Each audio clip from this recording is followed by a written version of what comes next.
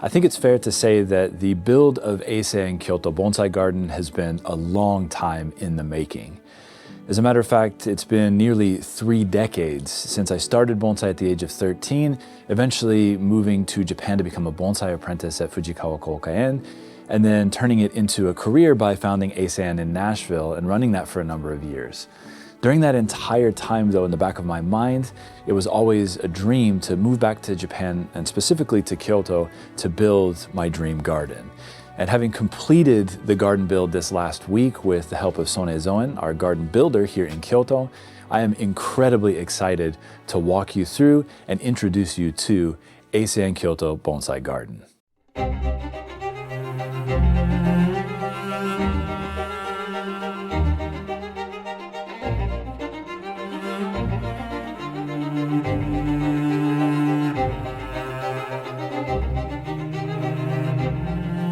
All right, so of course we are going to start at the entrance of Eisei-en Kyoto. And first and foremost, I want to talk to you about our gate, or mon as it's called in Japanese. This gate was built by a local craftsman here in Kyoto who normally specializes in building these types of gates for temples around the city. So the entire gate, for the most part, is built out of hinoki wood, which is a much slower growing wood than the normal cryptomeria that you would normally see gates built out of. It's also quite a bit harder as a result of being slightly slower growing. So it should hold up and last significantly longer and not get as many dings and nicks in it as it would if it were made of cryptomeria. One of the coolest features of this gate, in my opinion, is the underside of the roof here, so the ceiling. This has very small round poles on it, similar to what I've shown inside of our home before. These are what are known as taruki. And in the case of this gate, it's a slightly different style of taruki than what's inside of our house. This is actually finished in a way that's called sabi maruta. So basically these are pieces of hinoki that are dried out with the bark still attached to them, and then that bark ends up kind of rotting away and leaving this very interesting texture and color. So it gives it a very traditional vibe while still having kind of a modern look to it with the aluminum roof that's on top. So I think this is a really great way to kind of enter into the nursery here, right through the noren, which is hanging on the outside. This is a noren that was actually gifted to us by one of our really good friends here in Kyoto. We've been friends with her for almost 2 decades at this point. So it's a really awesome kind of housewarming gift that she provided to us. And of course, the logo is designed and drawn by a very famous Shodo artist here in Japan named Misaco. So I'll put a link to her information down below this video as well. Now, as you make your way in through the entrance here, you'll enter into the main garden, or the entrance garden, and I want to show you what that looks like next.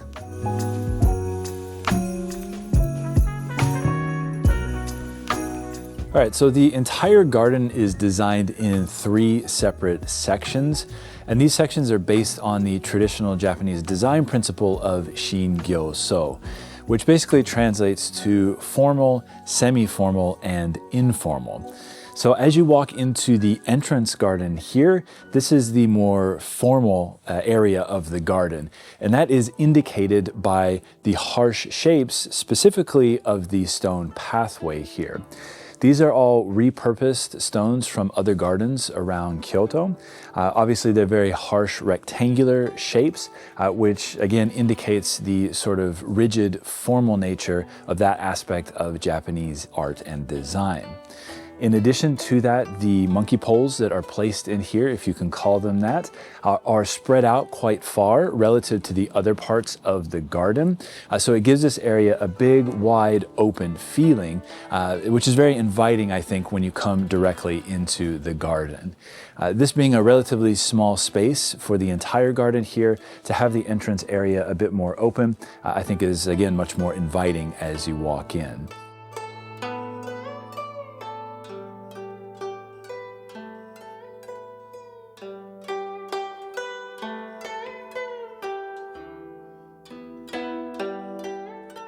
Now, additionally, in this entrance area, we have what's called a chozubachi, or a teimizubachi.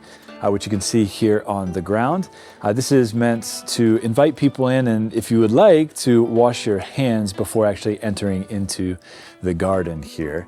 Now, I selected this out with Sone-san about a year and a half ago, actually, at this point. This was at a local stone area here, a stone supplier here in Kyoto called Kitayama, which is up near Ryoanji, which is a very famous rock garden on the northwest side of Kyoto. This, in fact, though, was actually sourced from Tamba, which is just outside of Kyoto City. And it was originally the footer for a pole or a beam that was holding up a portion of a temple that likely fell down during an earthquake many, many decades ago. Now, in addition to that, in this front area here, we have a lot of really nice landscaping plants. So Sone-san picked out several that, were kind of to our taste, my taste and my wife's taste. In particular, I'm a huge fan of Stewardia. So she selected out this really beautiful multi-trunk Stewardia here. The beauty of Stewardia is, again, that you get, a lot of seasonal appeal throughout the entire year. Beautiful spring color, cinnamon bark in the winter, beautiful fall color as well. So it's just a really nice kind of year-round plant to have in the entrance here. In addition to that, we've got some azaleas planted around and tsubaki or camellia, which is one of my wife's favorite plants. So we selected this plant out actually from a local nursery here, the same place where we selected our big weeping cherry in the back of the garden, again, about a year and a half ago. So that's planted in the front corner there, and eventually the branches will kind of overhang our chozubachi down here. We also have a big Japanese maple off to the left there that I again selected from the same nursery here in Kyoto. So it's been about a year and a half of just waiting to be planted here. So it's fantastic to actually see it put in the front entrance of the garden now.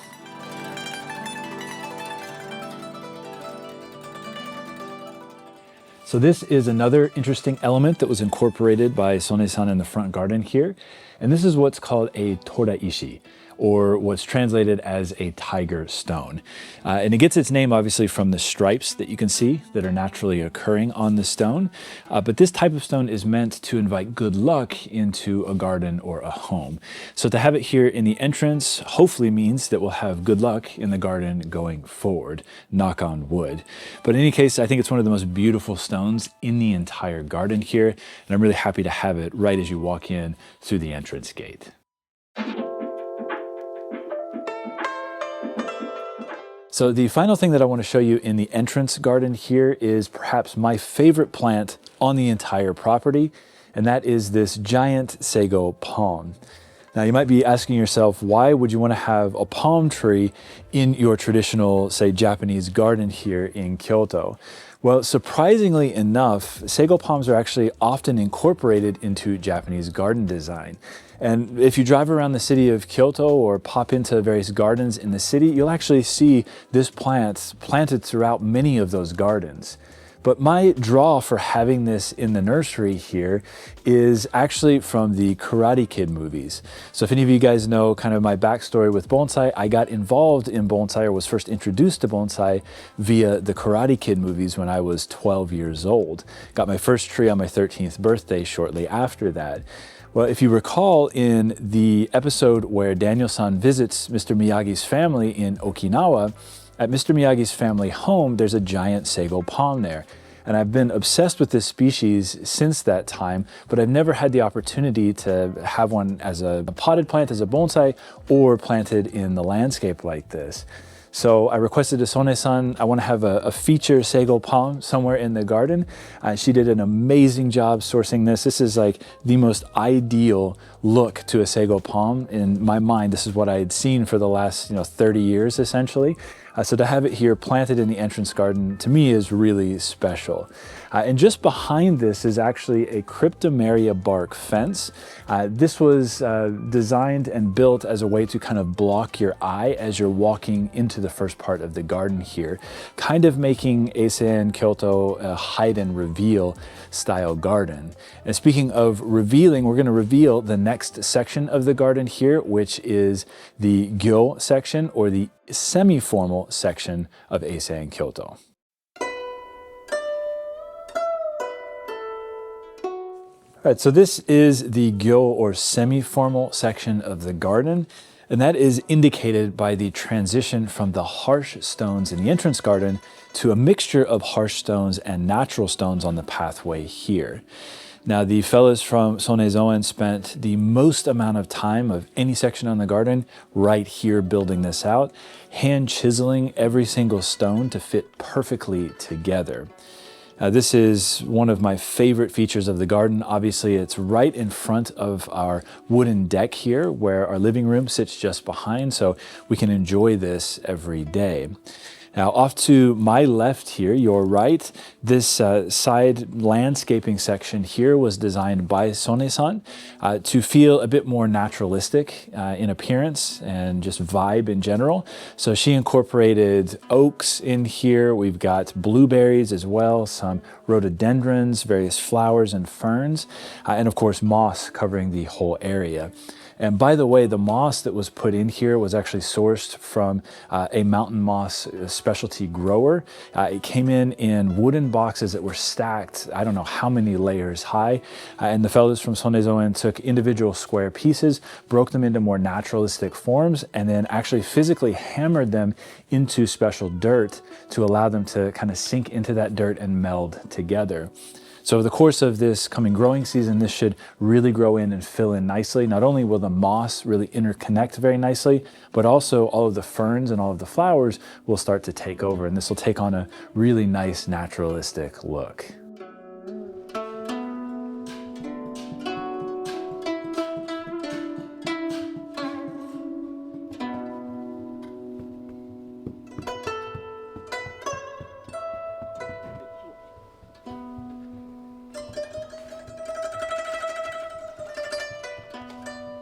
So just at the end of the semi-formal section of the garden, right before you transition into the informal section, we have this beautiful bamboo divider fence here.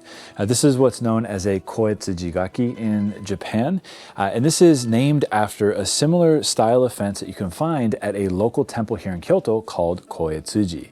It's in fact a villa on the northwest side of town, and if you ever come to Kyoto, it's a little bit out of the way, but it's totally worth seeing. But within that temple complex, they actually have a curved bamboo fence like this. It's significantly larger at Koetsuji than this one, but I've always been a big fan of the look of this style of fence. And it provides a really nice backdrop here for a bonsai, and in this case we have a beautiful white pine here that's actually been featured in the Sakufu 10 in previous years on display here. And just next to this bonsai is perhaps the best stone in the entire garden, at least my personal favorite stone. This is in fact a Kibune Ishi. Kibune is an area very close to here. It's about a 5-minute drive from here. The stones from that area are notoriously dark in coloration and have really interesting character and texture. So Sone-san found this amazing stone and they placed it just right in the perfect location here to complement the bonsai.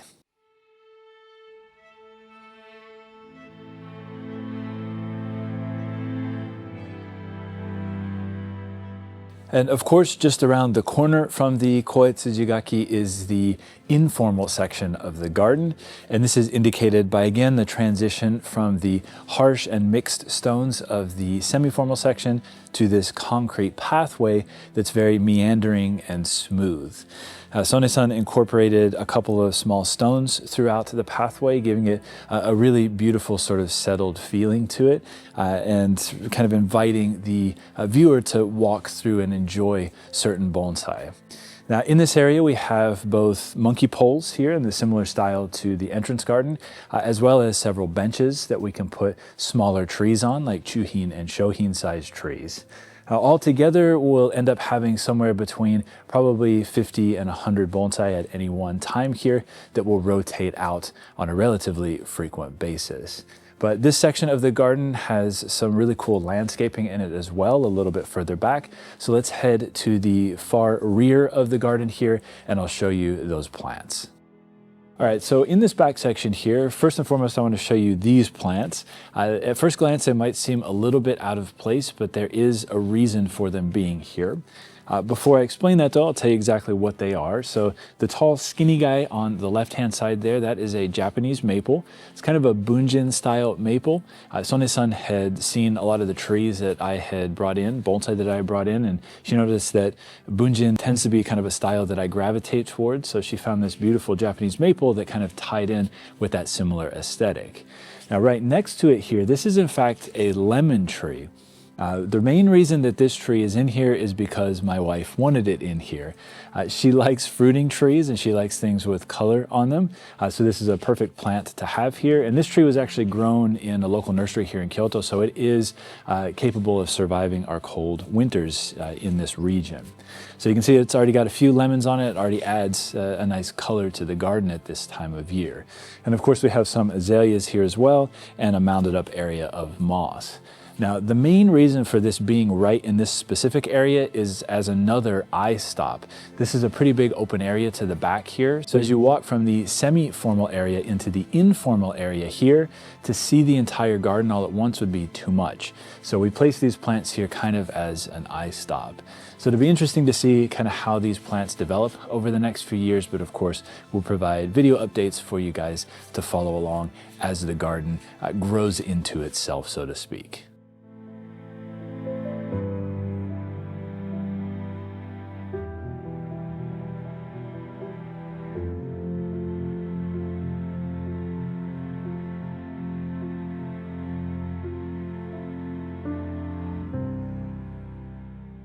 So another clever thing that Sone-san did was to select larger stones that actually have flatter surfaces to the top of them, so that we can use these not only as features in the garden, but as additional stands for bonsai. This is not something that would traditionally be done in a normal Japanese garden build, but because this is a bonsai garden, we want to feature the trees as much as possible. So all of the stones in this area are also sourced from Kibune, again, the local area here, not far from Eisei-en Kyoto. So it's really cool to tie in with the local landscape in this area by having these guys in the garden.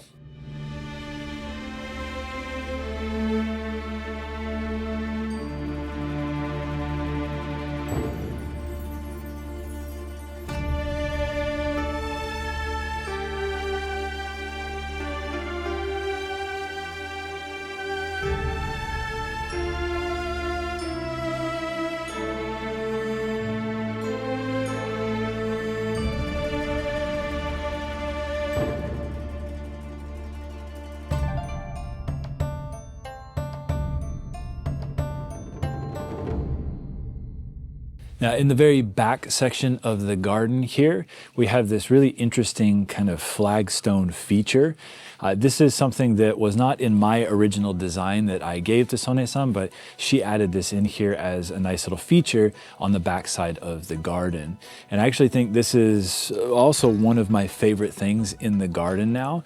One thing I really like about it is it kind of ties in a little bit with the front section of the garden, kind of reincorporating some of that formality back here.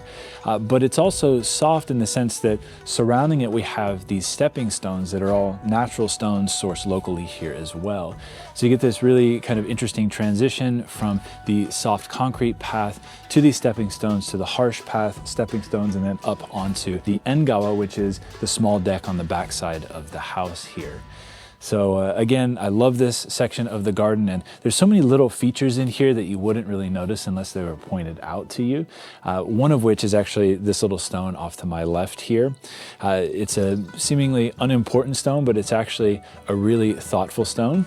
So just behind us here on the east side is Eisei-en. It's the tallest mountain in all of Kyoto. From the second floor of our house, you can see Eisei-en. It's a beautiful view. But from the first floor here, from the master bedroom, you can't see it. It's blocked by the back wall here.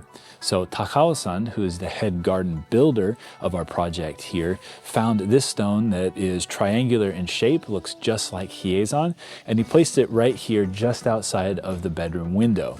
That way, if you're on the first floor, you still have kind of a mini view of the mountain behind it. So I thought that was a really cool thing to incorporate here, and a very thoughtful thing as well.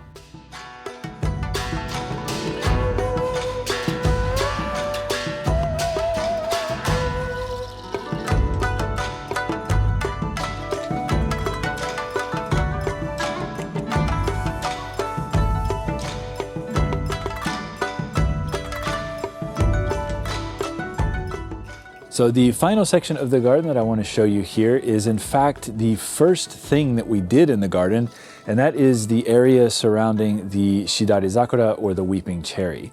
This cherry was planted in December of 2024 before we broke ground on the house. And I was a little afraid with the size of the small root ball at the time that it wouldn't do well, but it actually thrived all of 2025, bloomed in the spring, grew beautifully all summer long, and has now transitioned into its winter form. But this area was built up kind of like a natural landscape, almost like a mountainside. So there are a lot of beautiful azaleas planted along the backside, as well as camellia and Japanese maple. So throughout every season, this section of the garden will provide seasonal appeal. And it's actually in a perfect location. You can sit in the bathtub, look outside, and see this landscaped hillside in the back corner of the garden.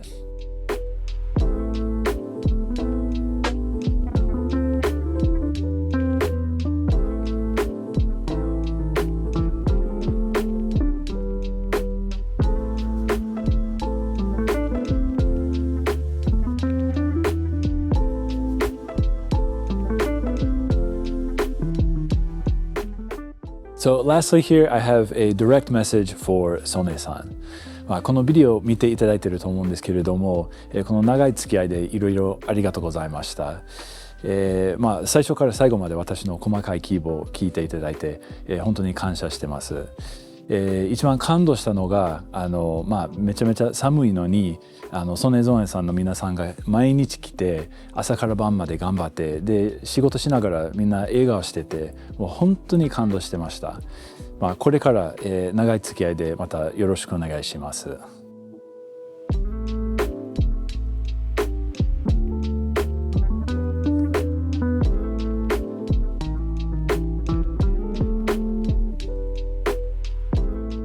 All right, so I hope you guys enjoyed this first initial walkthrough of Eisei-en Kyoto. Again, this has been a dream of mine for 3 decades at this point, and I can't believe that we're finally at this point where I could share it with you. Going forward, we're going to feature lots of videos on YouTube and of course on our Bonsai U platform here at the garden.